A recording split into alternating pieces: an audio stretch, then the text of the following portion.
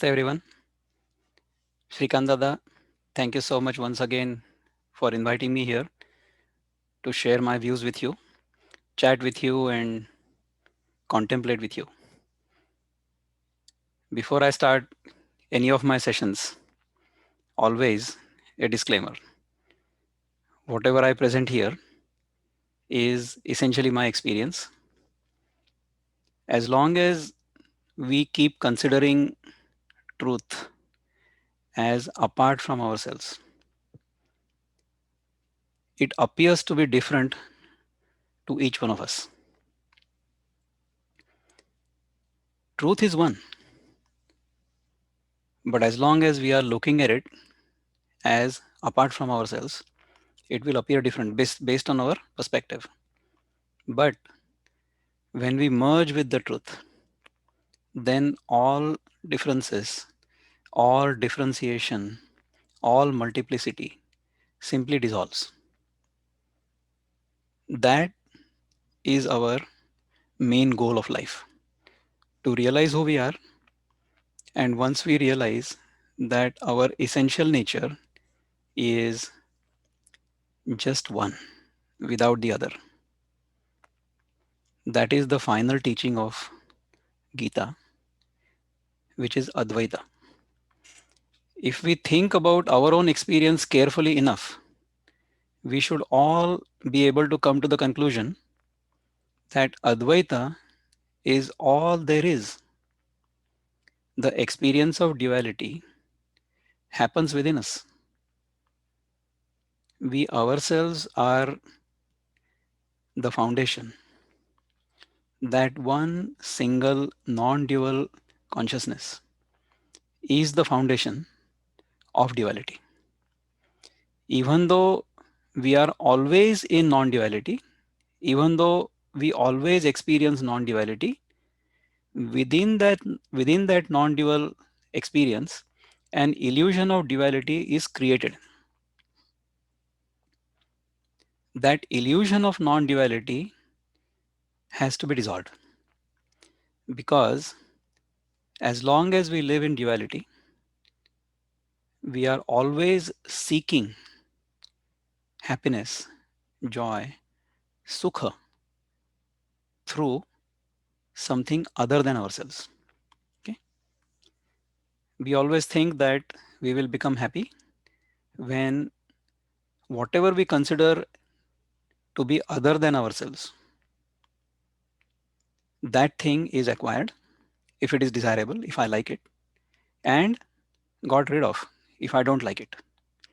So our entire life's experience and entire persuasion of our life is based on these two things. What I like, I want, and what I don't want, I get rid of or I run away from. So raga means craving, I want, like, and dvesha, I don't like, I dislike, so I go away from. So these are the two impulses that govern our life. This will keep happening as long as we consider duality to be real.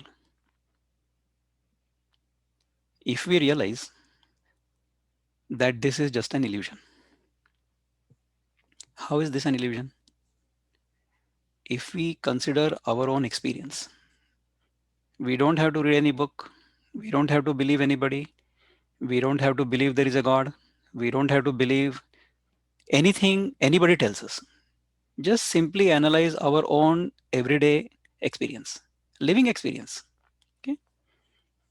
The experience tells us that whatever I consider to be apart from myself, other than myself, unless that thing creates an impression within me, I do not really understand it is there. Okay, this is basically called vritti. Everything we experience is a vritti.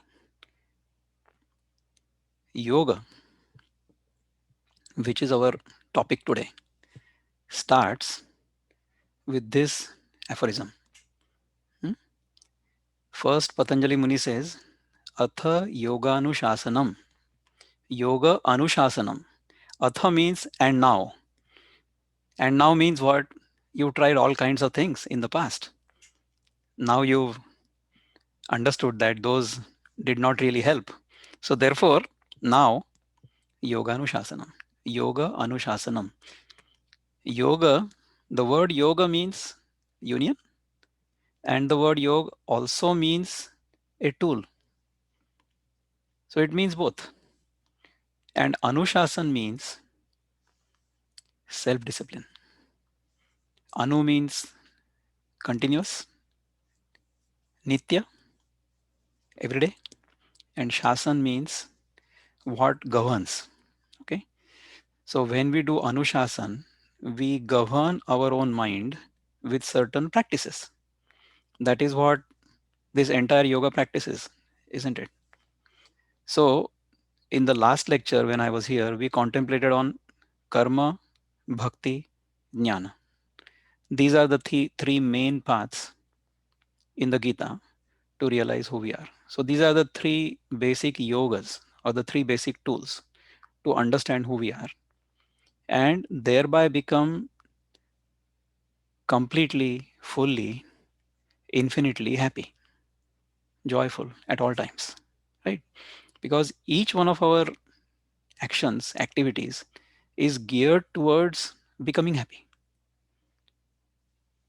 None of us will undertake any activity to deliberately become unhappy. Just doesn't happen. So the entire purpose of our life is to be happy at all times, right? Because we misunderstand or we have misunderstood based on our previous experiences or habits or samskaras that happiness happens to be in desha kala vastu vyakti paristhiti, these five things. This is what we have misunderstood. So we unnecessarily think that happiness is based on desha means some place. So we seek to go to a place where we think we will be happy. Okay. Kala, we will be happy at some future time. Vastu, by acquiring something. Vyakti, by being with somebody or by having somebody in our life. And paristhiti, by changing the situation. Right? So this is how we want to be happy, or this is how we have tried to be happy. But there comes a time in our life, hopefully early enough in everybody's life, that we realize that this pursuit of becoming happy by these five different things is essentially futile. Okay. We may become happy for some time, but it will not be lasting happiness. It will not be permanent happiness. So when we understand this, then we try to seek those tools by which we can become permanently, continuously happy. So we looked at karma, we looked at bhakti, and we looked at jnana. So in the Gita, these are described in this order. And yoga is essentially at the intersection of karma and bhakti. Because if we do karma, if we keep doing karma, at the end of it, we realize that to be able to really perform our karma properly, really be good at any karma, any activity, a certain focus is necessary. Okay. So this yoga anushasanam trains our mind to be focused. That's the whole practice. Okay. So the very next verse after that, the very next sutra says yoga chitta vritti nirodha. Right. So we talked about the vritti that happens in our mind. So there is a sensation in our mind, a thought in our mind that happens whenever we come in contact with or whenever any of our sense organs comes in contact with the respective sense object of that organ. All we are experiencing is basically these vrittis. All right. As long as we consider these vrittis to be real, as long as we consider the external objects to be real, until then, this yoga chitta vritti nirodha doesn't happen at all. Okay, we may do that with practice. We may do that with practicing pranayama, we may do that with practicing meditation, but it doesn't really happen until we truly understand who we are. That has been my experience. I'm not saying that this is what will happen in your case. You know, I did a session maybe last weekend where I talked about the 8 different steps of yoga as I labeled them. And they said, no, 8 different limbs of yoga. So it doesn't really matter which limb you hold on to. I explained these are like 8 gears in a machine. So it doesn't matter which gear you are more comfortable turning. If you turn that gear, then other 7 gears will start moving also. In my case,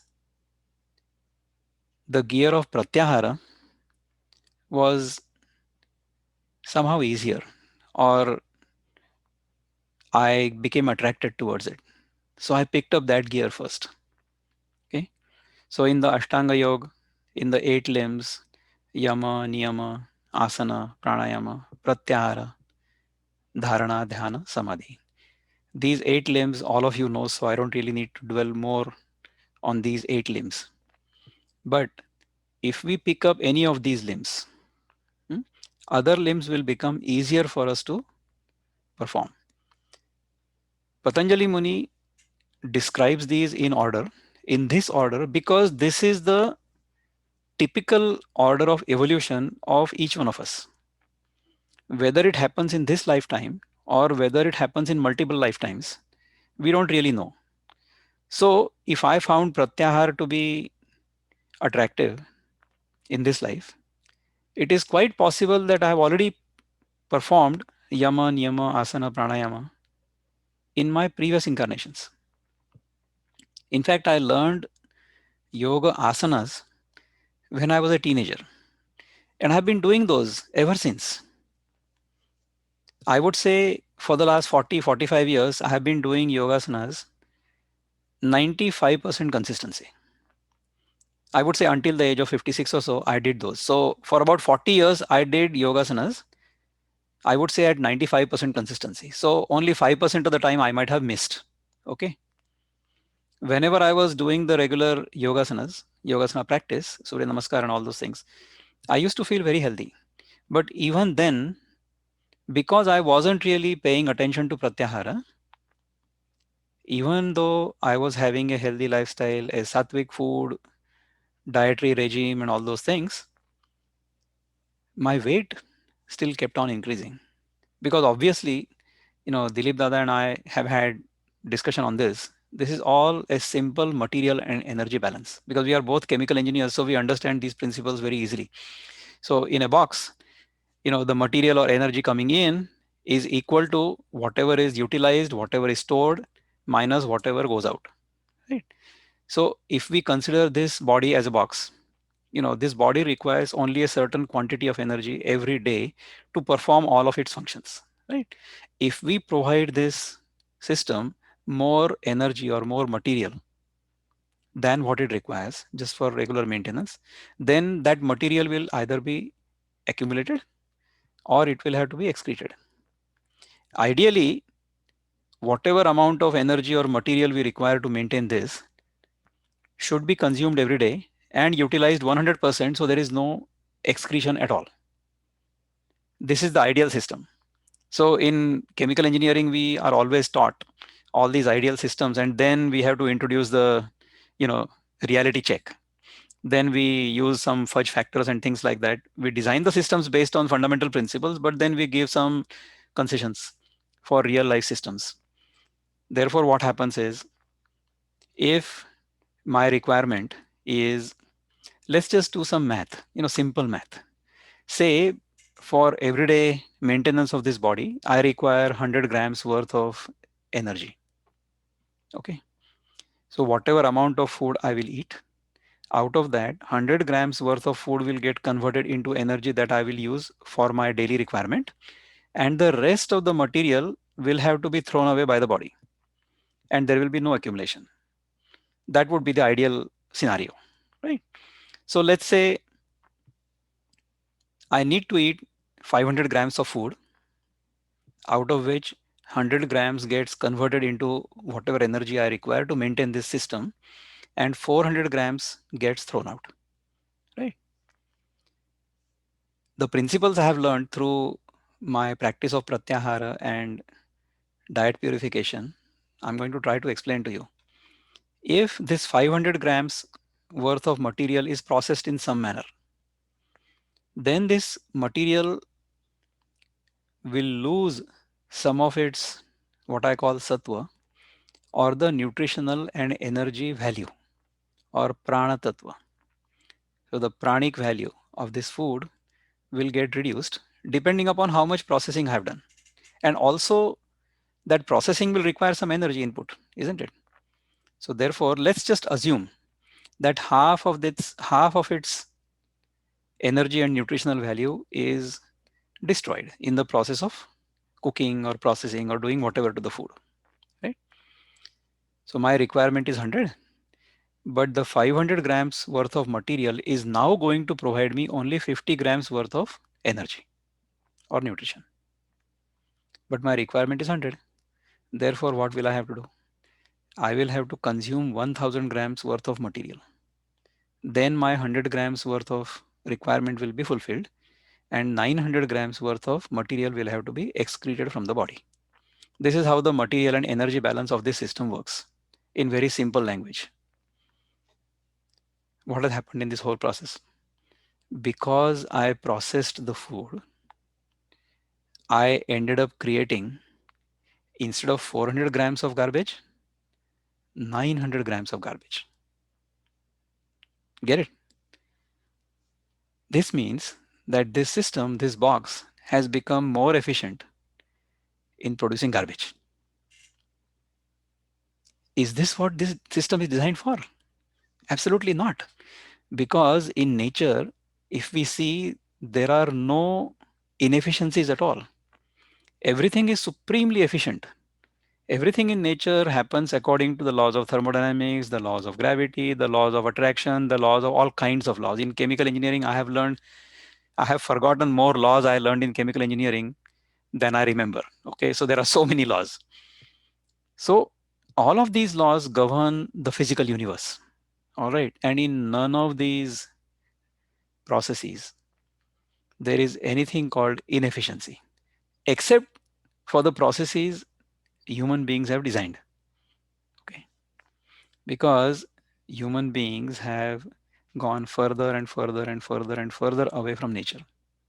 When that happens, when inefficiency creeps into our system, that's when our experience of life goes down. This is crystal clear in my mind after experience and contemplation on that experience.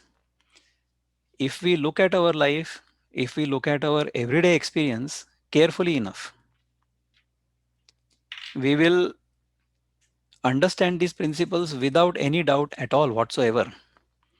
I think we should all contemplate on these things and try to figure out what our experience is trying to tell us. Okay. There is no need to believe anybody. As I said, don't believe me.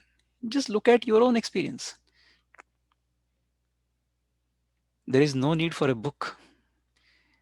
All of these things one can learn simply by observing our own experience. If we make our life's experience as our teacher and we consider each experience of our life as a spiritual examination,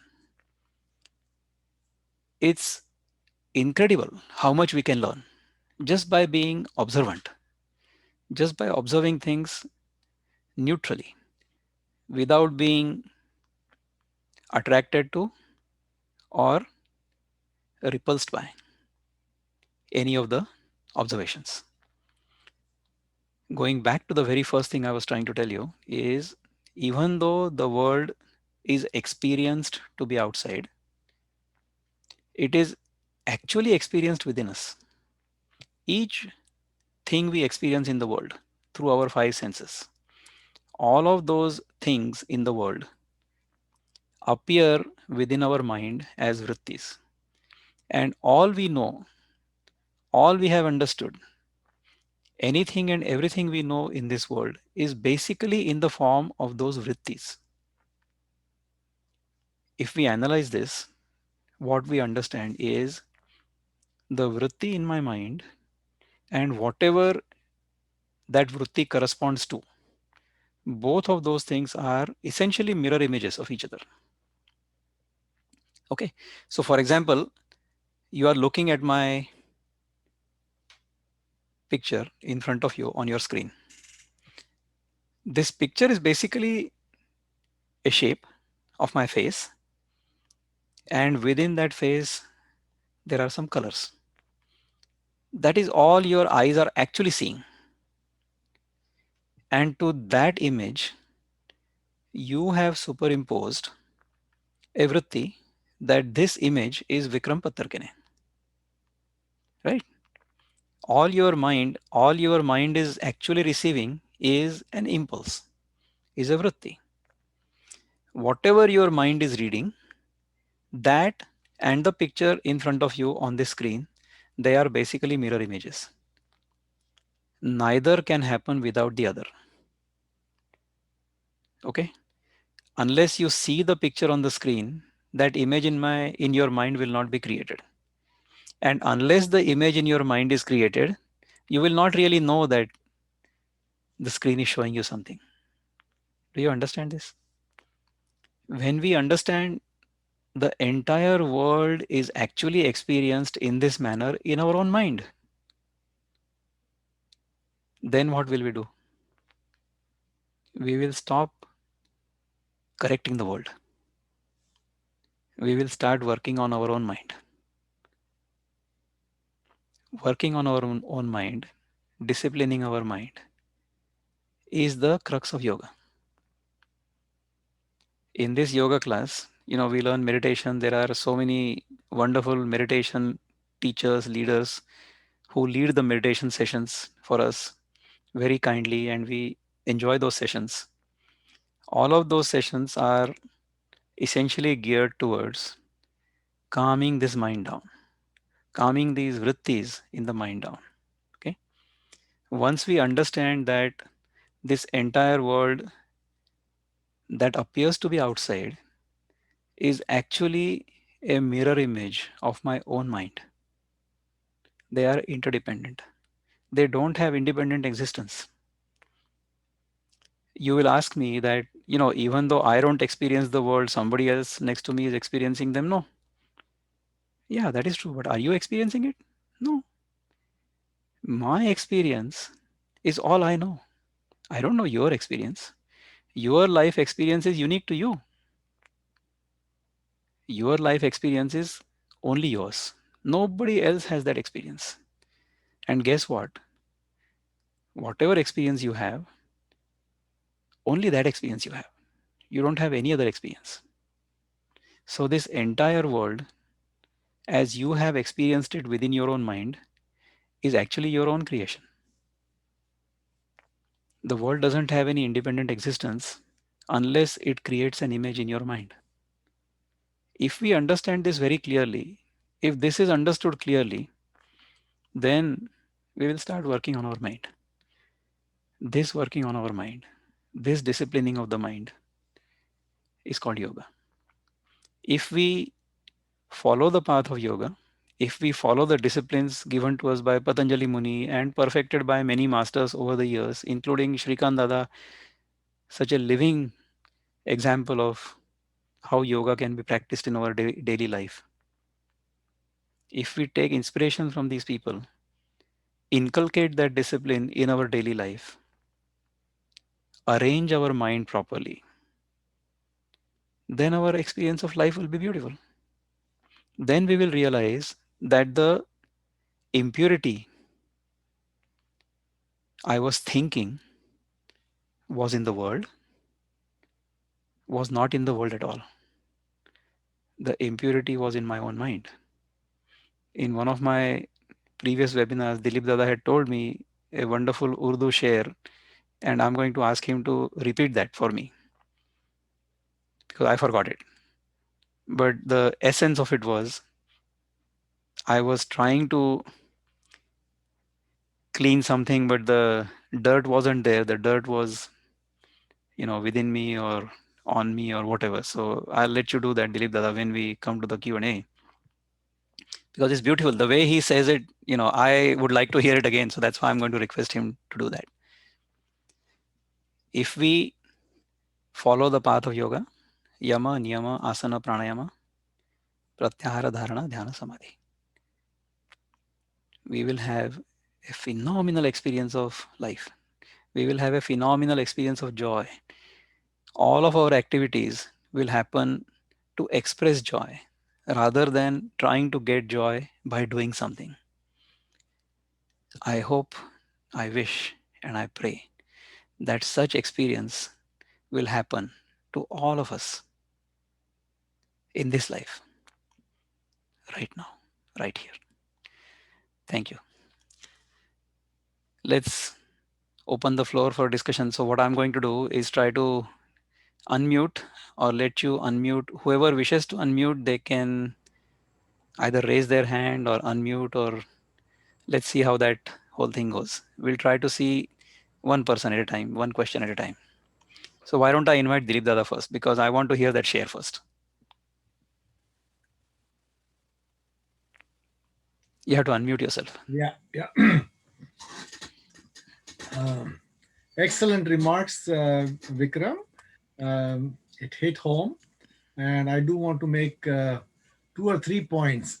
Please. But before I get to my points, I'd like to honor your request and share with you the share. And hopefully, people understand Urdu, but it's simple Hindi. This share is assigned to Ghalib. Whether it is Ghalib's or not, I don't know. Uh, but sounds good if it is from Ghalib. Goes this way. जिंदगी भर गालिब मैं यही गलती करते रहा. जिंदगी भर गालिब मैं यही गलती करते रहा. धूल चेहरे पे थी, आईना साफ करते रहा. The Fantastic. problem was on my own mind. Fantastic. And I kept cleaning up the mirror, thinking that the mirror is dirty. दाग Very चेहरे right. पे था, आईना साफ करते रहा. धूल चेहरे पे थी, आईना साफ करते रहा. So you are projecting and you're implying that something is wrong outside when actually the problem is on your own face. So बहुत खूब, बहुत Fantastic. बहुत खूब. a couple of things I wanted to observe to support what Vikram was saying, and then one to ask his insights also. One, he gave an example of chemical engineering and how input output, and I want to share an experience, and I've experienced this a few times. I generally all my life I've been a little bit overweight, so I have joined many of these lose weight competitions whereby you put in money and whoso loses X number of pounds, wins the whole pot. And I've won this about 3 times, office pools and that kind of football pools and what have you. So my basic logic was the calories in and calories processed and calories out. And if you have a deficit, 3,500 calories is 1 pound of fat. So if you have a deficit of 3,500 calories, then you will lose 1 pound and sometimes more because it's not exact and a lot of is lost through evaporation, through breathing and what have you. So I actually tracked my weight, my input, and at the end of the day, I would say that I had a target of 1,500 calories minus 1,000 calories every day. So at the end of the day, I would calculate how much I've spent at a general day, how much I've taken in, and how much exercise I need to do in order to get to that deficit. And I tracked it on a graph, and I used to weigh myself. And I have indeed verified what Vikram was saying, that actually you can treat your body as a black box and win competitions because you have to plan that I have to lose 1,200 calories every day so that in 20 days I'll lose 20 so many pounds, that kind of thing. So I just want to give you a supporting argument that I've gone through this myself a few times and successfully so. So it is very true. So is it like, why are you saying that it is difficult to lose weight? I have lost it 10 times so far. Ah, yes. That was good. So that's where comes the issue of pratyahar. Correct. After the loss of weight, if you don't have that pratyahar, then you regain it, and yours truly is guilty of that a few times. That's okay. Jokes apart, what you said is absolutely correct. It's just a mass and energy balance. So calories coming in, calories going out, calories burnt. If we understand all this, if we are disciplined about it, we have to lose weight. We have to lose weight. Now, Losing weight is not that big a deal. You see, in yoga, if we lose weight, if we do the pratyahar and all that, see, as long as we have this doership syndrome, no, until then we keep getting stuck. So we eventually have to go beyond that. I'm sorry, I cut you out. So why don't you finish what you were saying? Sorry. the second part, the point I wanted you to or everybody to reflect on is Raja Yoga, which is essentially Dhyana Yoga, Patanjali's Ashtanga Yoga, was still mentioned by some as a means of liberation. And Bhagavad Gita and all our scriptures talk about bhakti, jnana, and karma. Uh, Raja Yoga, they all mention very essential for calming of the mind so that you can properly practice these other disciplines more effectively. But by itself, because in the final analysis, Brahman is Satchitanand, eternal bliss, and Atman is a part of Brahman, and that eternal bliss remains within inside. So, yoga or Raja Yoga allows you to go into yourself and identify past the covers, other covers, and identify yourself with that eternal bliss. And that is the search for happiness. But in order to do that, one has to have some Shraddha that there is indeed a Satchitanand, eternal bliss, and it resides inside me. So that Shraddha is the part of the, whether you want to call it bhakti or jnana, it's more like a jnana, which you need to pursue. So the Raja Yoga to me becomes an extremely important vehicle, essential vehicle in order to practice all three disciplines. That's my opinion. I would like some comments from Vikram, from Shri, from Ramesh. I know he's on the online here. What they think. Yeah, I'm going to ask Ramesh ji to say a few words because he has made several comments, and I would like you to, Ramesh Dada, if you can say something about what you have written in the comments, would be great. Can you please unmute yourself? You should be able to unmute yourself on your own. Okay, thank you. No, you have done excellent presentation. I have no problem with that per se, but I have a few comments and what your opinion. You see, without going through Yama and Niyama, my first question, without going through Yama and Niyama, limbs or angas, whatever you call, rigorously, pratyahara is difficult to accomplish for normal people, not difficult to accomplish. However, these steps, that is Yama, Niyama, asana, pranayam, pratyahara, need not be sequential. They can be practiced simultaneously with them. But I would not advise anyone that if we should not narrow down the concept of pratyahar to diet and managing your health and all that. That's important in itself. I'm not minimizing that, but that is not pratyahar. That is not enough definition of pratyahar. And if we can clarify that okay, pratyahar is a much broader concept.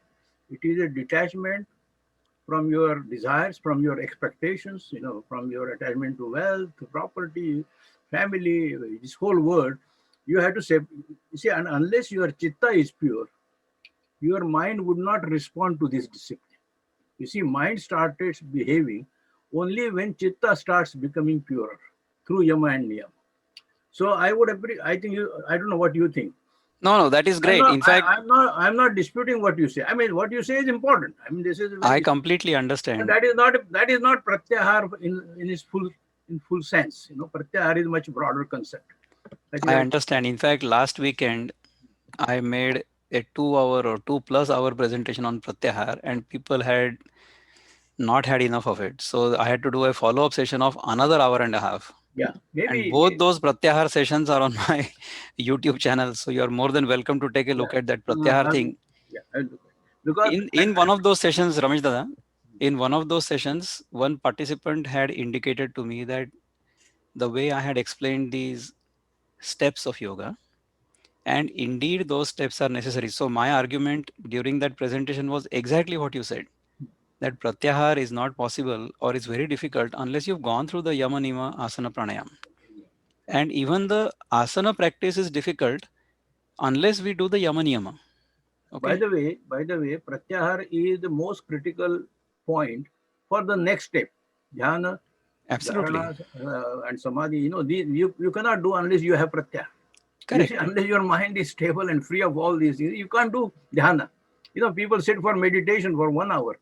You see, but unless you do the unless you discipline your mind, you cannot do really dhyana very well. You know? And that is what yoga tells about it. Correct. So So I completely understand. See, what happens is this diet and weight control is something you can actually see yeah, and you can feel. See, all of us eat at least twice a day, if not more, right? So we are so attached to our food. Even Dhaneshwar Maharaj says, and this I have experienced in my own experience of the last several years, the most difficult sense organ to control is our tongue. Okay, so if we control that tongue, because we are using it all the time, so we are using it for two purposes. One is to taste the food, and one is to speak. So in both of those things, if we have control, then other sense organs come under control more easily. yeah, that could be. Yeah. Okay, No, so this happens even in the Yama Niyama, isn't it? So in the Yama Niyama, if you look at Ahimsa, Satya, Ahimsa means control over the tongue, with your speech, you should not hurt anybody. So it starts from there, Ahimsa. Then Satya, you speak the truth. You are truthful to yourself. Again, the tongue. Asteya, don't steal anything. Brahmacharya, control the sense organs so that we can expand yeah, into our true self, right? no, So that's a, Brahmacharya. So no, again, Pratyahar is a part of that. Control over tongue is a part of that. Aparigraha is again connected with our Pratyahar. So not collecting things more than necessary. So all of these yama are very intricately linked with pratyahara. Then niyama, shaucha, santosha, swadhyaya. Santosha is again connected with pratyahara. Swadhyaya, right? What we are doing right now. Tapa. Tapa is this consistency, doing this entire practice with great discipline as well as consistency, continuously. That is tapa. And Ishvara Pranidhana. Ishvara Pranidhana is actually acceptance of and adherence to natural laws. If we do this, then the next steps become much easier. In my experience, when I was 80 kilograms heavy, when this body was 80 kilograms, at that time there was so much abdominal fat, my hands would not touch the floor when I was going to bend down, when I was bending down. It was difficult. But in the last 3 years, because of diet control, because of pratyahar, especially of this, food, the body fat has gone away. Now the entire palms will touch down. That's how easily the body is capable of doing the Surya Namaskar. And because of that, the lightness I feel from within is phenomenal. I cannot really begin to describe my experience from within after doing all this practice with consistency and surrender to natural laws. So that is all I have tried to do and experience. So this is wonderful. There is another question here as non-Indians question. What are the thoughts about being strict vegetarian? It's up to each one of us. Although I run a program or initiative called Sattva, where we take people on a journey of diet purification to mind purification to self realization. I won't condemn somebody if somebody is eating meat or whatever. It's up to them. I'm not here to prescribe what anybody or everybody should eat. Whatever suits us, that is what we should eat. We can experiment. So if we have been used to eating meat all our life, meat may not interact with us as badly as people who don't eat meat at all. If we I have eaten meat in the past. I'm not saying that I have been a vegetarian all my life. I used to eat meat when I was in college. It's a long time ago. So I have been a vegetarian for more than 30 years. All right. So in my experience, being vegetarian helps purify our mind more easily. In the last 2 or 3 years, I've been eating mostly fruits and nuts. And because of that, the experience of health I've experienced from within, that has been phenomenal. There is no comparison. I mean, I have been healthier in the last 3 years than I have ever been in my life, even though I was eating so-called healthy food, right? Our body doesn't really require all that much food. If we are able to make this system more efficient, so convert the food we eat into the energy that we require most efficiently. So essentially, if you do all these practices, then this vehicle, instead of a gas guzzling SUV, becomes a hybrid. That's what happens. So instead of running 10 or 12 or 15 miles to a gallon, now it is running 80 miles to a gallon. Then you will not have to add too much fuel into it, isn't it? That is exactly what has happened. I'll be happy to do an entire session on diet purification. My experience, I'll share my experience on diet purification, happy to. But today we are trying to focus on yoga and how this yoga practice has helped us. Okay. So there is one question here. Can I add one point, Vikram? Yeah, go ahead, please. No, no. What you say is absolutely fine. But what I would suggest here is that you can have different ways to reach different levels in yoga. And what you are saying, that if I can control my desire for food, then I can reach pratyahara. That is fine. There is no dispute. That is one way of doing it. But let us not limit the yoga concepts by the ways by which you reach there. I think we should make that distinction very clear. Correct. No, I completely agree with you. Yeah, because we could not say, because this is my way, that is yoga. No, no, that was not the case at all. In fact, that was the disclaimer in the beginning that I'm going to just share my experience. I know. You have been very clear. What I mean, people should not go with this impression that that yoga is that simple. No, it is a rigorous practice. That is what goes. Yeah, you have to rigor, and that rigor has to be understood. One should get ready to go through that rigor and do the practice. That understanding should not go away in all these discussions. That's all my simple point I wanted to make. Thank you. Sorry to disturb you. Thank you. No problem at all. In fact, here I see one. Thank you. Thank you for answering my question. I was having a tough time. I have tried in my life 3-4 times of being vegetarian, but then over the time, I will crave for something and I will just fall off the wagon. So I was just curious how strict, and also my American friends do ask me, if we want to practice yoga, do we have to be vegetarian? That was the reason. It helps being a vegetarian. So let me elaborate on that a bit. I think that's a good question. We should try to contemplate on that a bit. You see, as I said, if we convert the food we consume efficiently into what we need to convert it to. So essentially, just for maintenance purpose, we have to convert whatever we eat into energy. And at the same time, we should create the least quantity of waste. That is the fundamental principle. If we are able to do it consciously, then this system runs so well. In fact, this relates to a comment I have received from somebody. Thank you very much. It was a poignant session going back to the concept of the black box and trying to decrease waste. When we say that the entropy of the world is constantly increasing, is that really due to our internal inefficiencies? Yeah. Or are there external forces also at play?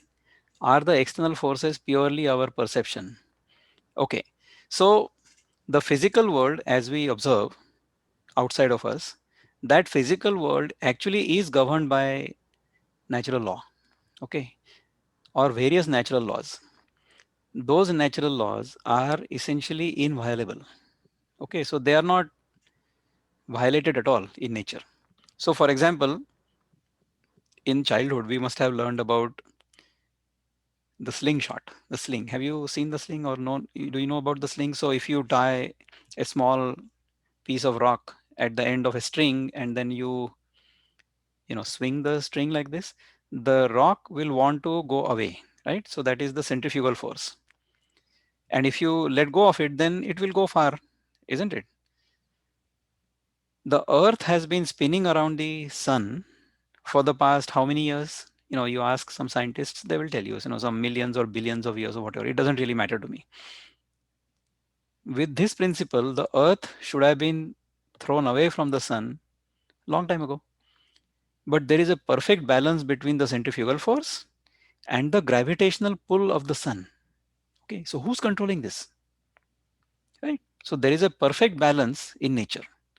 This whole universe runs on very, very strong and very fundamental, very completely inviolable physical laws.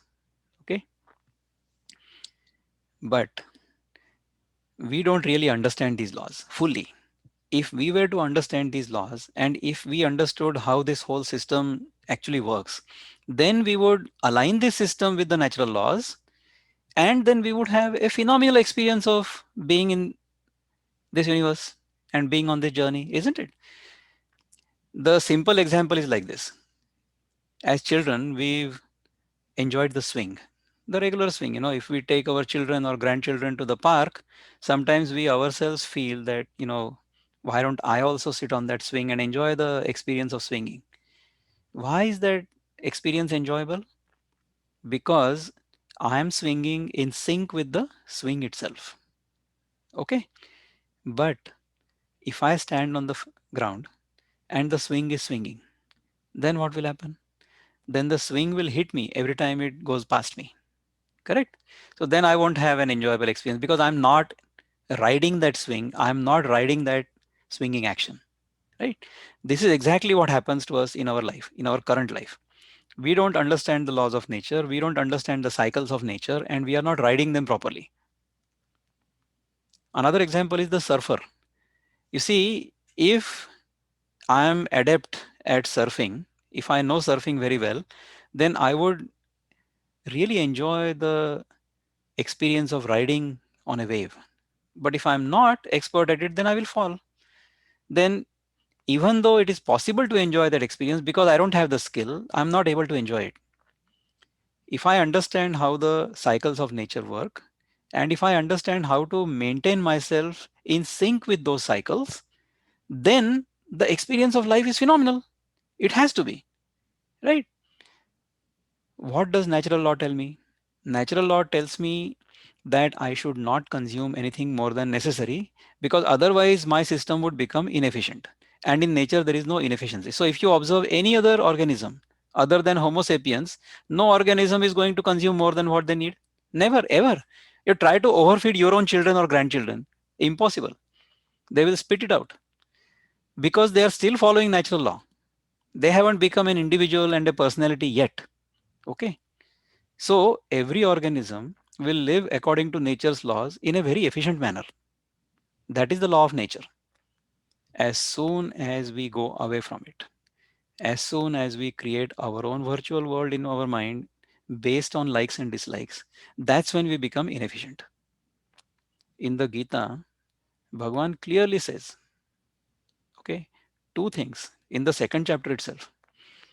Dukheshu anudvigna manah, sukheshu vigata spruha, vitaraga bhaya krodha, sthitadhir muniruchyate. So, dukheshu anudvigna mana. So, challenging experiences will come in our life, but our mind will not be agitated.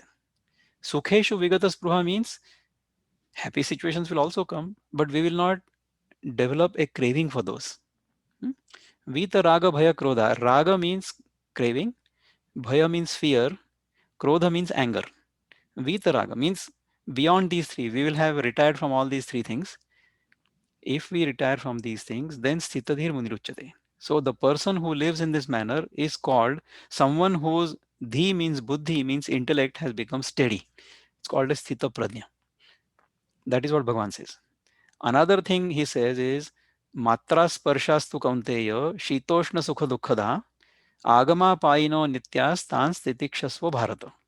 Okay, so matra sparshastu kaunteya means, hey Arjun, hey Kaunteya, matra means five different sense objects of the sense organs. When they come in contact with sense organs, then shitoshna sukha dukkhada means you will have the experience of happiness and sorrow based on whether it is hot or cold.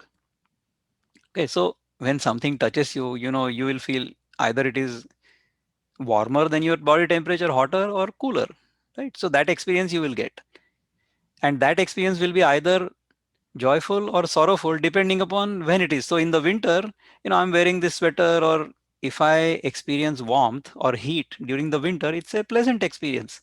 But the same heat during the summer is an unpleasant experience, isn't it? So shitoshna sukhada, so they will either provide us happiness or sorrow. Okay, agama paino nityas means it is coming and going. Nityas mean continuously coming and going. So after night, day will come. After day, night will come. After the summer, fall will come. After the fall, winter will come. After the winter, spring will come. So now the spring is here, right? What have we done during the winter?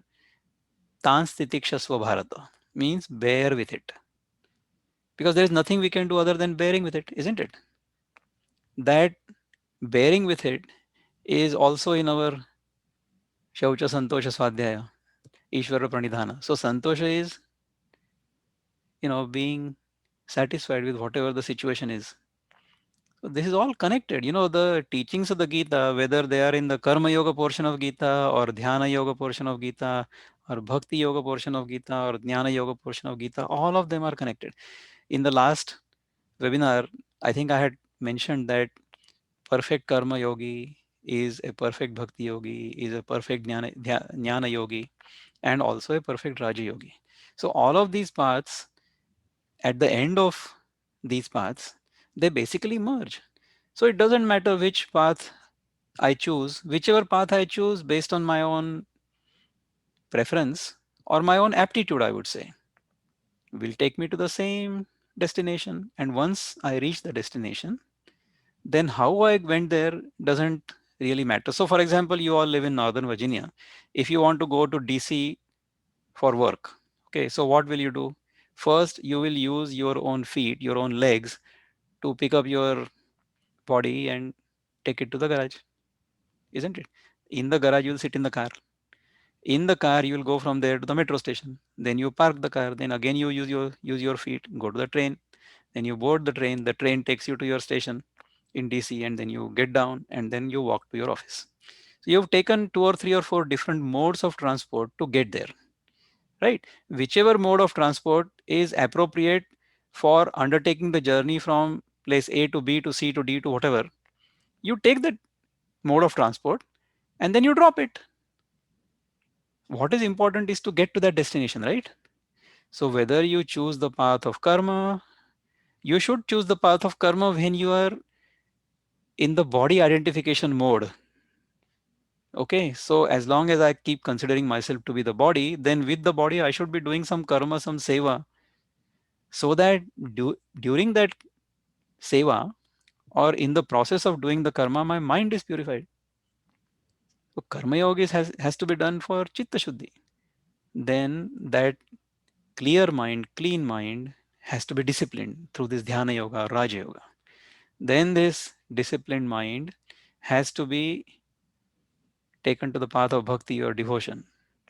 Single-minded focus on a deity of your choice, or breathing, or whatever you feel like doing. In that clean mind, disciplined mind, single pointed mind, a jityasa or a deep desire to learn the truth will come up. That is when Jnana Yoga starts. Once you understand whatever you are looking for, pursuing outside of you is actually within you. Once we realize that, then all coming and going stops. Okay, then there is neither coming nor going, because in the infinite, where is the coming and going? The experience of coming and going, the appearance of coming and going is happening within me. I'm neither coming from anywhere nor going anywhere. I become infinite like the space. That's what happens. Once we reach that experience, or even if we get a small glimpse of that experience, our mind becomes totally without any vrittis. Okay, so either we go from this to this or that to this. It doesn't really matter. Whichever path suits my personality, or suits me the best, I should take that path. If I happen to be at home, I have to take the car to go to the metro station. If I'm already at the metro station, I walk inside and sit inside the metro, isn't it? So wherever I am, I start walking from there, or I start moving from there. Once I realize that in all this journey, this whole appearance of journey was only an appearance. I was neither coming from anywhere and neither going anywhere. So this is the journey. I hope it makes sense. Dilip Parikh is asking me, how about processed food?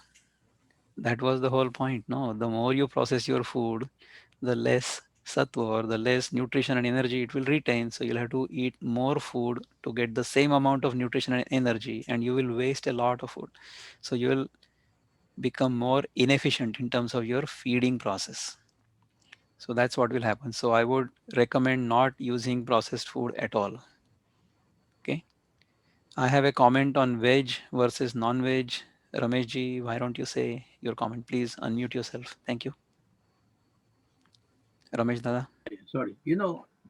As we know the Vedic history, even in Vedic days, Hindus were eating meat, right? There were cow slaughter in yajnas, and they used to offer beef to the so-called gods or goddesses.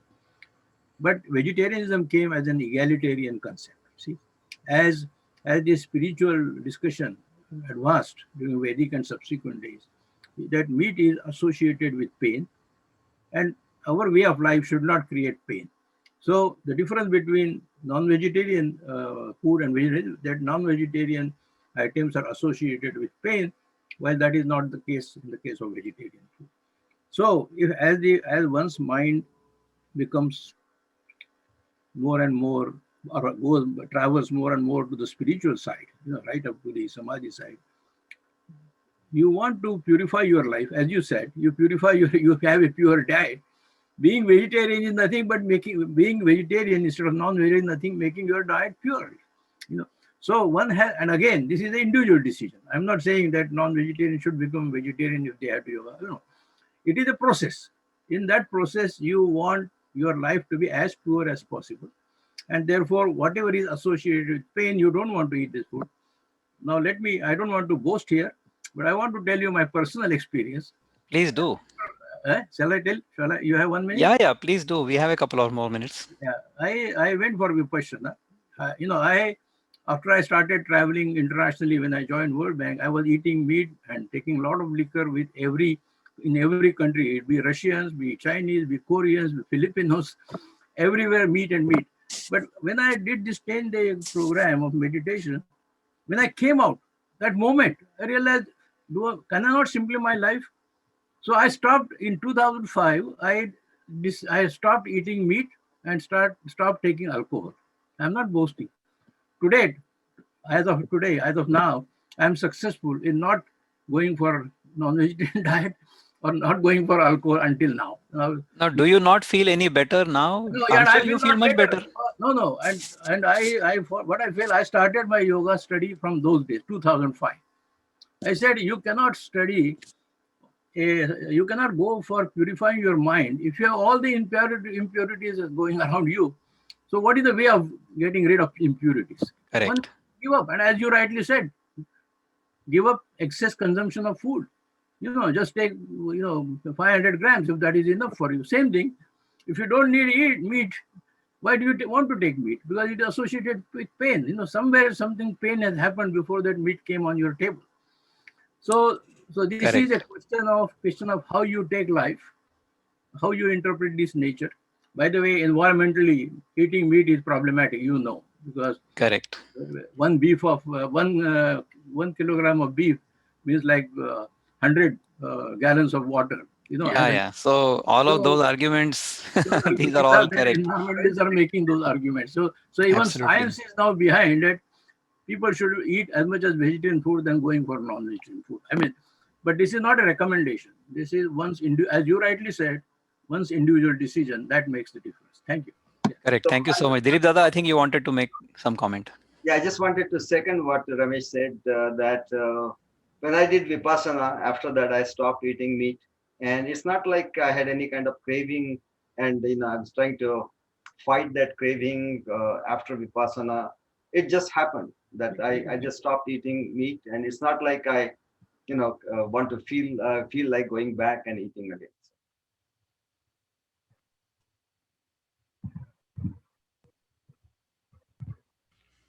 Thank you, Shrikant Dada. Dilip Dada, you want to say some final words before we close?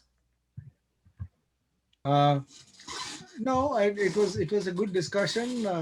This topic is very vast. Maybe we should have one more of these sessions because there's a lot to talk about this.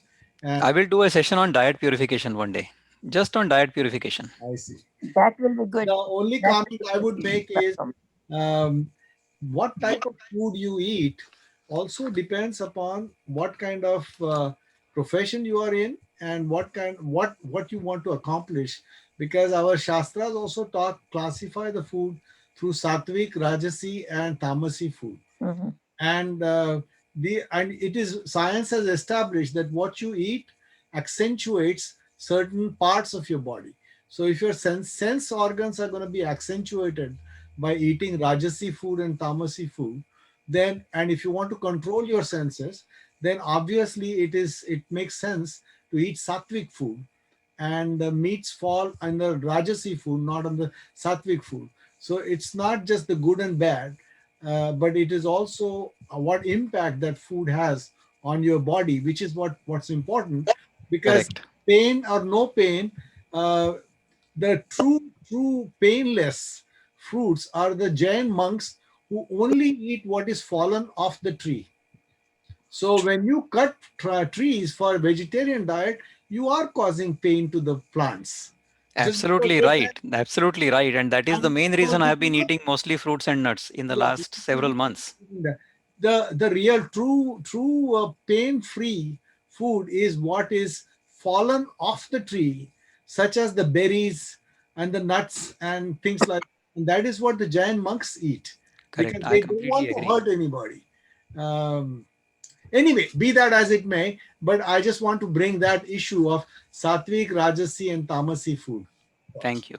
Doc- We'll take one more comment because there is one person, I think Arvindji wanted to say something. After that, I'll close. Dr. Vikram, I have just one suggestion. This is Jyoti. Apart from the diet purification, if you could talk on, like Dilip Dada said, on Raj Yoga, and a little bit throw light on that for the, like you said, yama, niyama, dharana, all that is needed to discipline your mind. And Dilip Dada spoke about Raj Yoga, which is for the calming of the mind. And then you said if karma yoga, bhakti yoga and jnana yoga is practiced well, that makes it a perfect Raja Yogi. So I would like to know something on Raj Yoga whenever next session we take, apart from diet purification, and what did Dilip Dada mean that Raj Yoga is helpful in calming of the mind. So Well, a lot of people call this Dhyana Yoga as Raja Yoga, and some people call a combination of all the yogas means karma, dhyana, bhakti, and jnana together as Raja Yoga. So, yes, Dilip Dada has mentioned this in the past also, that depending upon where we are situated in our own spiritual journey and our own aptitude, we will use a combination of all these four, and this combination will differ from person to person. Okay, so some people may be more contemplative, so in their life the path of knowledge will be more prominent. It's not that they won't utilize the other three paths, they will use the other three paths as support for the main pursuit in their life. Somebody may have a more emotional bent of mind, so they may be doing bhakti path, or they may like, or it may be more appropriate for them right?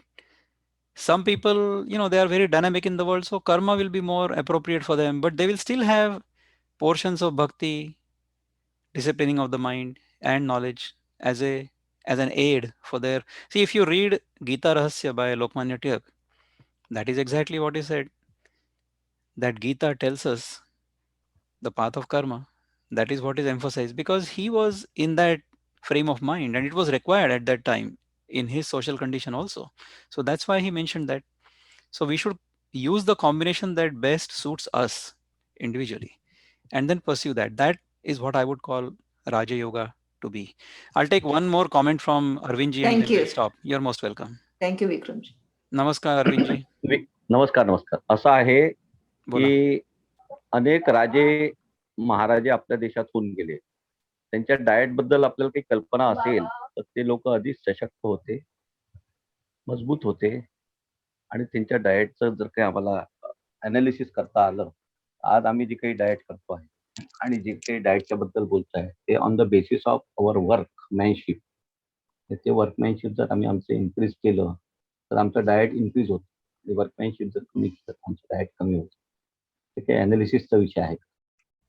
चालेल ना. आपण जेव्हा आहार शुद्धीचा विषय घेऊ आपल्या चिंतनामध्ये त्या दिवशी आपण ह्याच्यावर बोलू. एक मला आणखीन कॉमेंट घ्यायचं आहे by Atul. He has been wanting to say something but he hasn't said anything yet.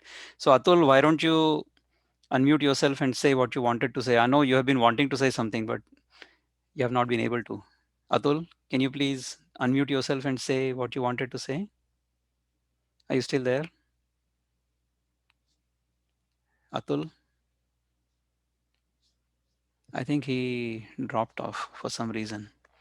But anyhow, it's been a pleasure to be with you. Thank you, Shrikant Dada, once again for inviting me.